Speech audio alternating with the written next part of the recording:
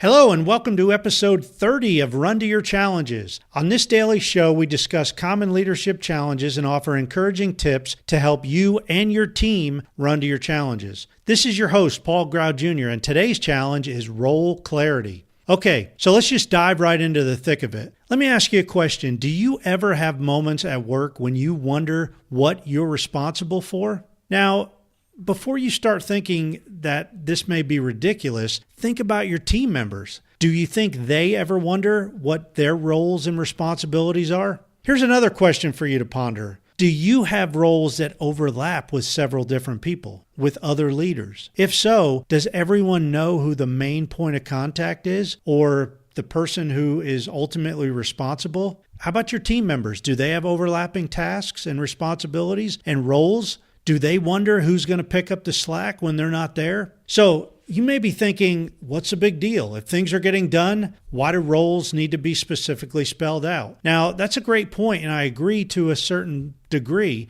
If the work is getting done, that's great. However, what if everyone's roles were crystal clear and you had no overlap? What if everyone worked on their specific roles and responsibilities and didn't waste time on the overlap roles and responsibilities? How much do you suppose your overall productivity would increase? How about your stress? Do you think your stress levels may go down? How much would your conflict decrease? How would your employee engagement improve? Well, when you or any of your team members lack role clarity, you risk increased stress, conflict, lower productivity, and basically your people are checking out because they're not quite sure what they're supposed to be doing. Now, I want to bring up an important point here. Role clarity, or lack of role clarity, is not limited to your team members. Far too often, mid-level leaders and even upper-level leaders lack role clarity because they're just put in positions and told to run the operations. Many times these leaders don't get the proper training and expectations briefings that explains what their roles and responsibilities are going to be. Well, you could probably imagine when a leader lacks role clarity, the entire organization suffers. You know, throughout my 26 years in the Air Force, role clarity was one area that the Air Force did really good in some areas, but not so great in others. There were tons of programs that we were responsible for, and each program had a primary point of contact and an alternate point of contact. And most of the time,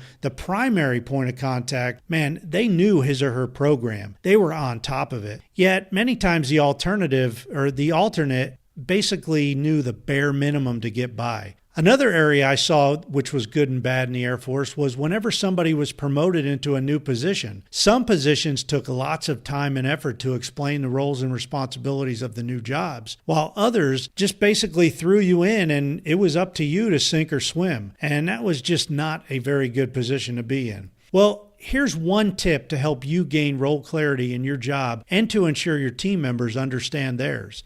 This may sound really simple, but you'd be surprised how many people on the job are afraid to do it. You ready? Here we go. If you have a role or responsibility that you aren't sure who's responsible for, ask questions. Believe it or not, many leaders are shy to ask about their roles and responsibilities because it's assumed that they should automatically know. If that's the case in your organization, explain to your leader that you were never clearly explained what your responsibilities were, and you are simply just seeking guidance. I mean, if you tell your leader that and they still give you backlash, man, shame on them. And the same point, if your people are coming up to you, don't jump on them for asking, no matter how long they've been doing their jobs. After all, you may be partially to blame if they don't know their roles and responsibilities clearly. Give them a break and start with the basics if needed. So that's it for today. Make sure you know your roles and responsibilities and make sure your team members know theirs, because it's going to reduce stress, it's going to reduce conflict, it's going to increase your employee engagement, and basically your people are just going to know their job better and they're going to be more comfortable. On a final note, please share this briefing with friends, coworkers, and every leader you know. Until next time, run to your challenges.